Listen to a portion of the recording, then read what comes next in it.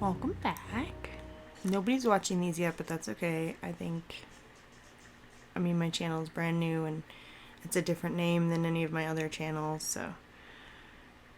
And I haven't told anyone I'm making these yet because I think I just want to enjoy the process, get through the whole season, and then be like, look what I did. So, shirt today, my blood splatter shirt. When I'm looking down at this shirt, it does not look like blood splatter to me. But every person I've ever worn this shirt around calls it my blood spatter shirt. So, and I found it the night we watched that episode 3. Oh yeah, intro. I'm Allie, this is my reaction channel, and I just watched American Horror Stories Season 1, Episode 3. And it was only a couple days ago this time. Yay.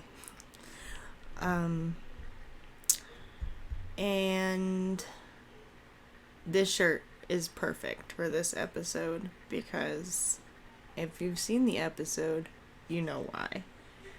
And this episode was terrifying. I don't know how it plays into our universe yet. I think I'm gonna need to rewatch it.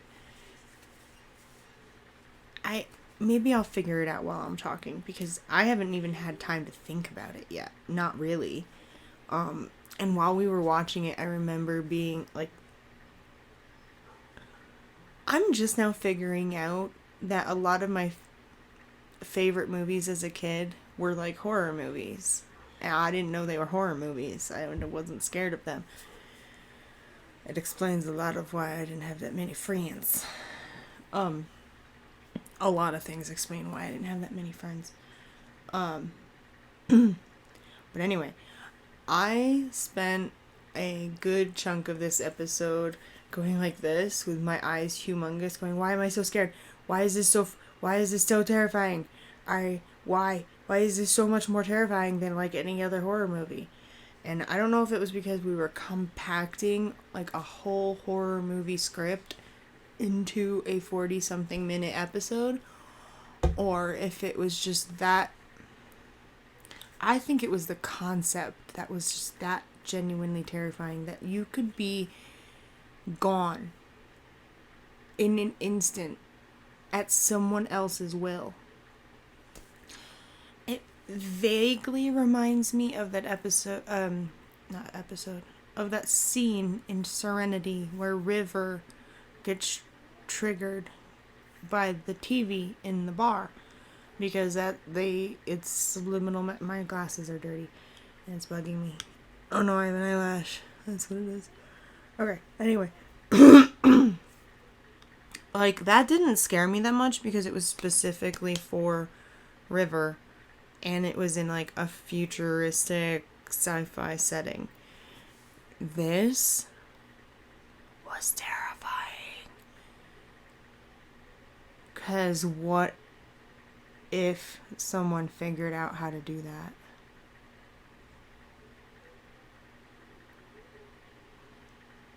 And the very last shot of the episode where you can see the cityscape and it is basically on fire. The whole fucking thing's on fire. There's explosions and smoke and sirens, and that's what it would be. We'd be screwed. And you know what? As soon as he said, where did I get the Benz? Or Bentley? Was it a Benz or a Bentley? Where did I get the car? How did I get that fancy car? I almost threw up. Legitimately almost threw up because I knew immediately what that meant. I was like, streaming. He put it on streaming. So he sold this to somebody and put it on streaming. It's on streaming now. It's on the internet. It's not. The whole world is gonna die. And yeah, by the end, the whole world's on fire. How do you stop that? It'd be like The Purge. You'd have to just take down the video, let whoever was infected, like, ride out the storm, find the people infected,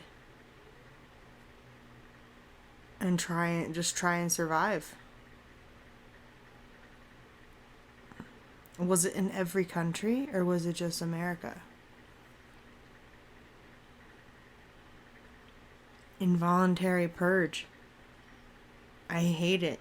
I hate it so much. Where does that fit into our universe?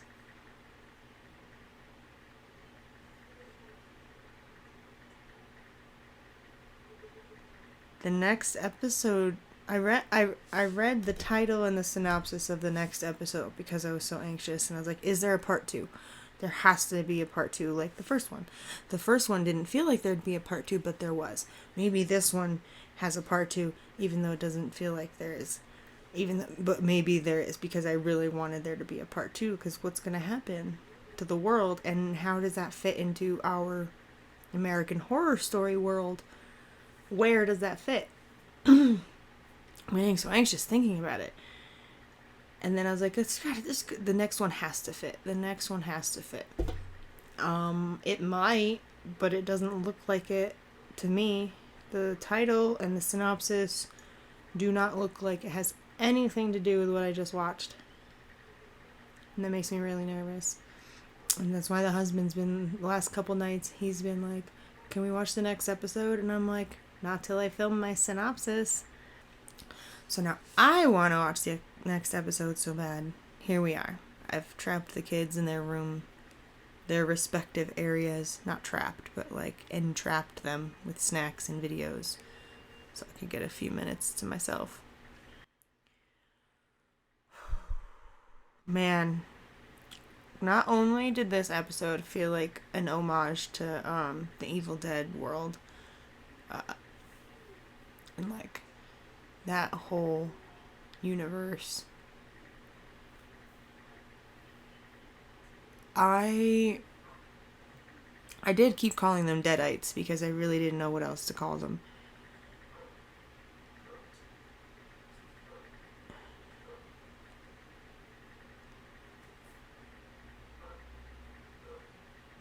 That was terrifying. I don't... Yeah, I didn't like that at all. Nope.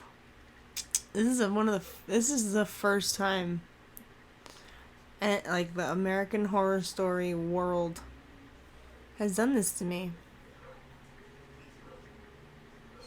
I really can't remember another episode of any other season, watching it the first time through, that did this to me. Not even Apocalypse, because they did the storyline in reverse. So I didn't care. I didn't have anyone to care about in that world necessarily in that episode yet. Like, Coco. No, I love Coco. Just that first episode, like, why would we care about her yet?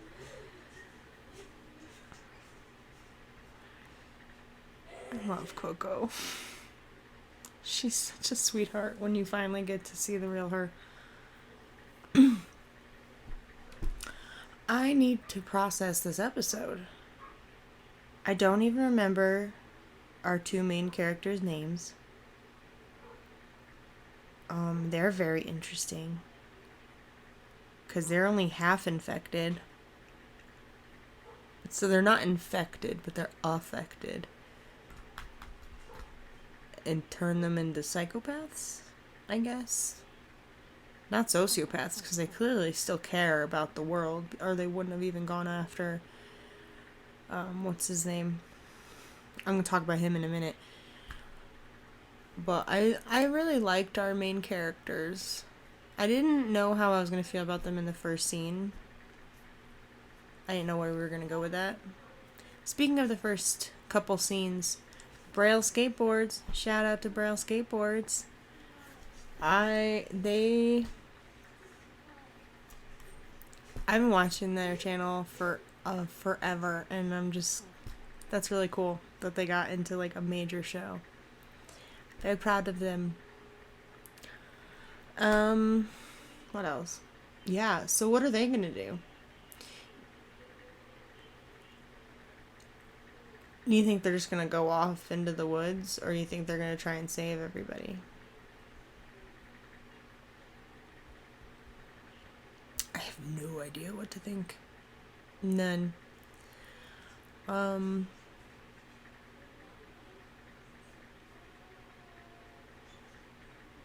yeah, I'm so at a loss for this episode. It's odd. I usually have so many theories and insights, and I just sat there frozen watching the whole thing happen, and I really haven't had that much time to process it. It's only been a couple days. Maybe that. No, I like that it's fresh. I just feel like I should have made space in my head to process this before I made the video. So, let me talk. I don't think that was Sarah Paulson. In the trailer for this season, but it's like, she's that clip of the blonde lady in the blue suit is in the trailer predominantly. And not only did I call it as a Tipper Gore type character, her nameplate said Mrs. Gore, so it's definitely her. But I don't think that was Sarah Paulson. I'm gonna have to look it up because it definitely looked like her. And whoever it was definitely had some of her mannerisms down. But I don't think that was her. Once we got a closer shot and a little more of the episode of watching her in the dialogue, especially when she got attacked, like when she was on the floor, the way her face moved, it didn't look like Sarah Paulson anymore.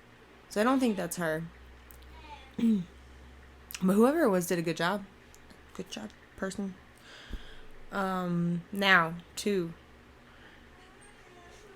Twisty, Mr. Jingles, the husband in Fargo. My husband knows his name by heart, but I do not. I apologize. I thought it was very interesting that any time we've had him in American Horror Story, no matter how heinous or corrupted or twisted his character is, we still love him. At least I do. A lot of people do. He's still endearing as heck. And when you finally get to know the actual character, that's always built in. This MRFer was disgusting. Absolutely disgusting. And I found not one thing endearing about him, and I almost couldn't even look at his face after a certain point in the episode. I was so mad. Yeah. But I did find it funny because I thought it must have been fun for him as an actor to finally get to play a through and through disgusting, bad character. Because all his other characters have had something endearing about them, no matter how awful their actions are. Even when he plays John Wayne Gacy in the Hotel season, he's still freaking lovable. Damn it. But no, not in this episode. I was disgusted. Good on him. Good job, dude. Because I didn't think that was possible for me to be absolutely disgusted by any of your roles, because you're so freaking lovable. That was gross. I was mad. I was upset. I think I'm still upset.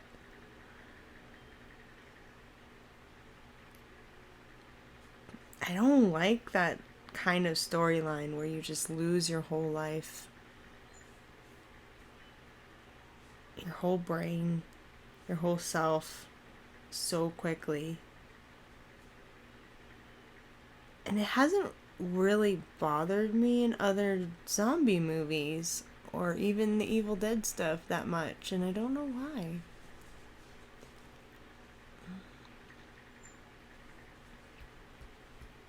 Let's unpack that for a second, because that's odd. Why would it bother me so much in this universe and not any other ones? Maybe because it really is like a mirror image of our own universe. And that makes it just hit that much closer to home. Or, oh no, it's because the whole freaking world's on fire. And that could happen at any minute. And it is happening to lots of people every minute. Anyway, there's so much scary stuff happening in the world right now. I think it really did just make it hit that much closer to home. I have no idea if I said all the things I wanted to say. I got invaded and now I don't remember what I was saying. I'm very passionate about the American Horror Story world, and I wish I had more to say about this episode. It didn't feel like our world. Maybe that's why. It felt very separated from our world, which is odd. Because every episode of both shows up to now have been very grounded in our universe somehow.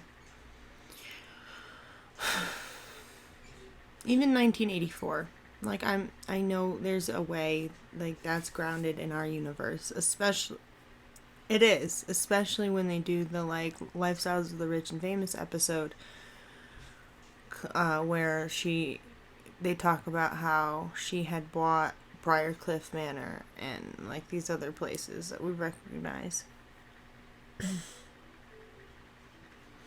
How does this fit into our world? That's what my whole shtick was for these recaps, was figuring out how this fits into our world. How does this fit into our world?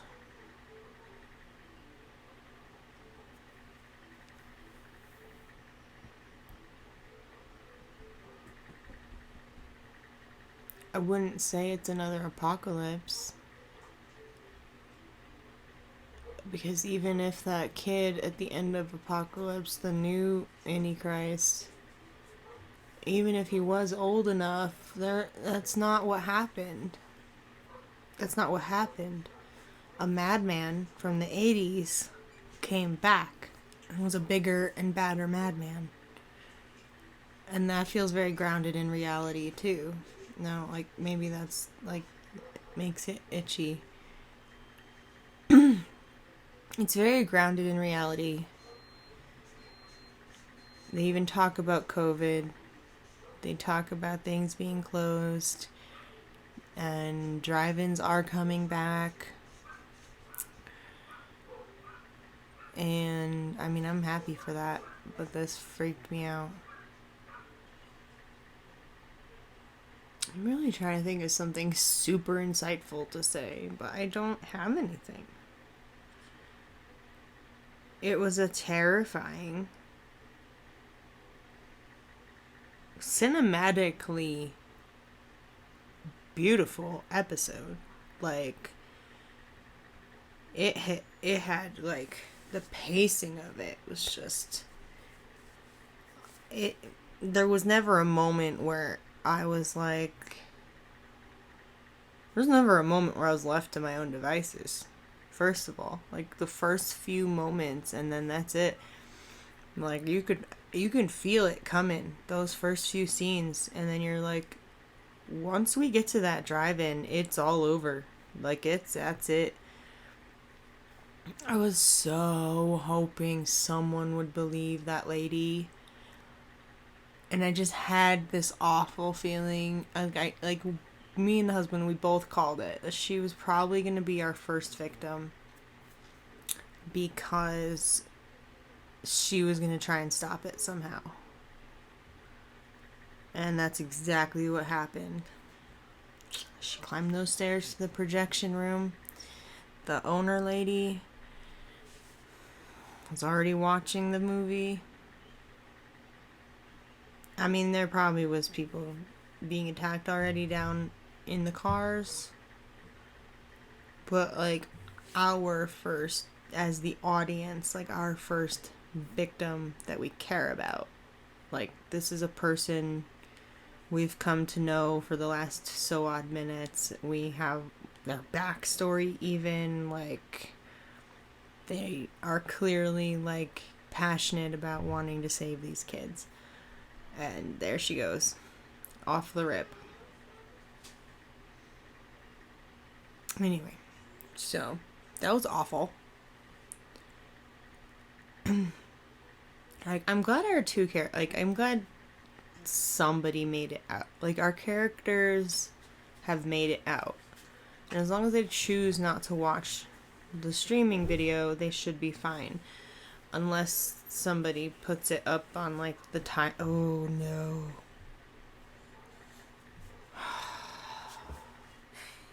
Imagine someone hacking the Times Square screens. There's not one anymore. There's like 30. Imagine someone hacking those screens in Times Square and London. Oh, that would be so bad. Especially because New York City has, like, notoriously low streaming views compared to any other city, except during COVID. Because they're always out doing stuff.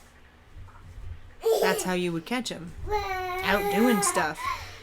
How's that for speculation? That would be horrifying. Okay, yeah, now my brain is on a rampage because all the cargo boats, like, that's kind of like all they do is read books and stream movies. So for months, there'd be dead ships, ghost ships, washing up shores. Because it doesn't do anything other than turn them primal. Like, they look like deadites. They get all, like, ashy and, like, veiny. And that part doesn't make sense to me. Like, the black eyes, the big pupils make sense to me. Like, what if he really did find clips or segments of someone studying the Necronomicon? And those really are deadites now. And that's like the deadite army coming up, infecting everyone. That's terrifying. We spent 4 movies and 3 seasons trying to keep that from happening. Maybe that's why I don't like it. Because that's kind of what it feels like. They look like fucking deadites and they act like it. Sorry, but, like, they do. Because just turning someone primal, like, turning off all their brain except the primal instincts, might turn your pupils black from adrenaline. It's not going to turn your skin ashy and your veins all poppy. Does it stop their heart? Are their hearts still going? Because they get taken down pretty easily. And, like, we don't have to cut their heads off or anything like that, like a vampire. They're not undead. They're humans. Which brings me back to the cargo ships. So, like, even if there was one infected person on there, they would perish after a while of having no nutrients, right? She just brought all her noisy toys in here when I told her the noise was the problem.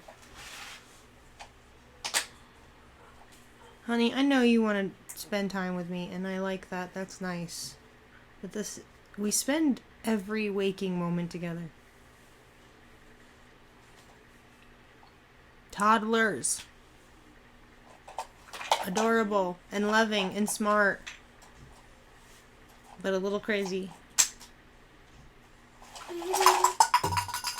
See? Oh, you found a puppy. You a little happier now? Just a little? Okay. Okay. Yeah, you got the bone? Arf, arf, arf. Anyway. That's as far as I got as theories as to, like, what it means for the future of that world. All I can think is that even if they get the video down within a day, that half the planet would be gone. Both by being infected and by being killed by the infected people. So I'm very anxious to see the next episode, just in case it ties in to this episode, or maybe gives us context into a world after this episode. Anything like that is what I'm hoping for from the next episode. And that's it. Hope y'all have a great day. Whatever day it is, whatever time of day it is, have a good one. Thanks for existing. Bye.